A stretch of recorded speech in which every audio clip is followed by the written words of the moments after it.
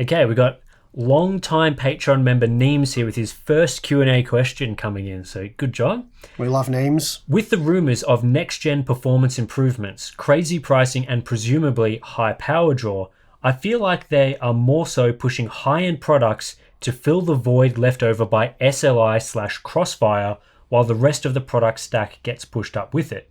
So he's got an example here.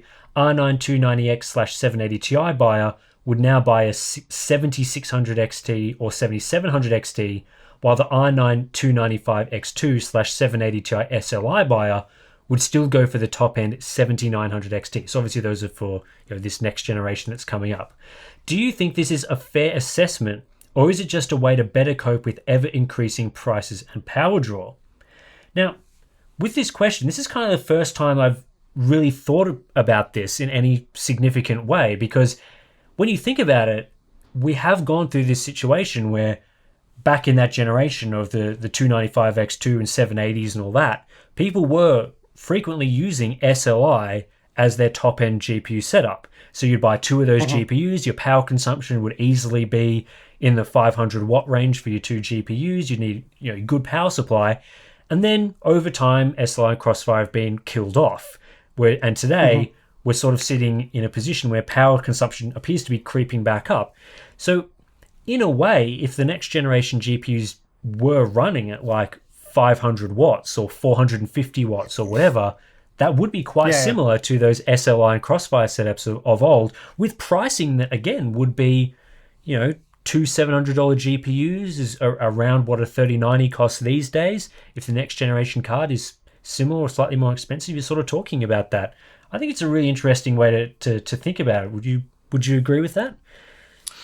Yeah, for sure. Obviously, with those higher end products, the margins were higher, and whether it was two GPUs on the one card or selling two, like 780 Ti's, for example, you instead of selling a high-end customer one of those, you've now got the opportunity to sell them two and make twice the profit. So, yeah, that all makes sense. I think it's also what I said in a tweet after the RTX 3080 was released, is the fact that gaming has now really become a mainstream thing. You think back, especially these generations that we're talking about here, while it was slowly becoming more mainstream, it was sort of a niche pastime, PC gaming. Like, not everyone did it. It was sort of, you were considered a bit of a computer nerd, for a lack of a better word, if you did a lot of computer gaming and bought high-end graphics cards. But yeah, now it's more mainstream, and with that you get more customers, you get a higher not a high percentage, but you end up with, in that percentage, more people that are willing to spend a lot of money on their graphics card.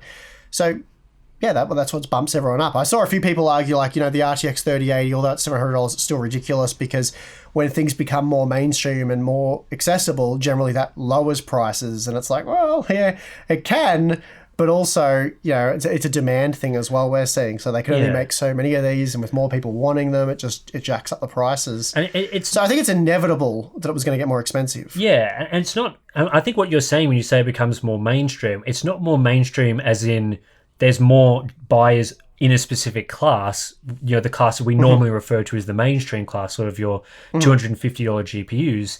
It's more, it becomes mainstream in that it captures a much wider audience of people, which means there's always going to be people that only have $250 to spend. But as it becomes more mainstream, high roller type people that have your own big salaries in good jobs, that have thousands upon thousands of dollars to spend on their hobbies and PCs and that sort of thing. The sort of people that buy high-end cars or boats or those sort of things, when they come into PC gaming, they can afford those GPUs that are like 5% faster but cost $1,000 more.